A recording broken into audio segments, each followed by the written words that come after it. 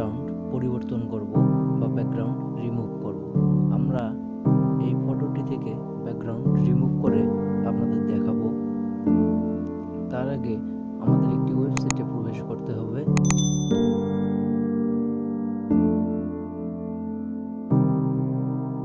প্রবেশ করার পর আমরা দেখতে পারবো আপলোড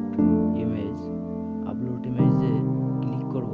তারপর আমরা যে পিক্সেলটির ব্যাকগ্রাউন্ড চেঞ্জ করতে চাচ্ছি সেই পিক্সেলটি সিলেক্ট করে দেব এবং 5 সেকেন্ড ওয়েট করব।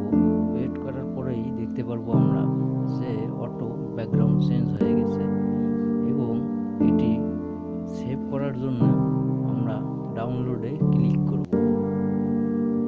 ডাউনলোডে ক্লিক করলে সেভ হয়ে যাবে এবং একই কাজটি আমরা মোবাইল দিয়েও আপনাদেরকে করে দেখাবো। যারা কম্পিউটার থেকে করবেন না, ফোন দিয়ে করবেন, তাদের কথা আমরা মাথায় রেখে ফোন দিয়ে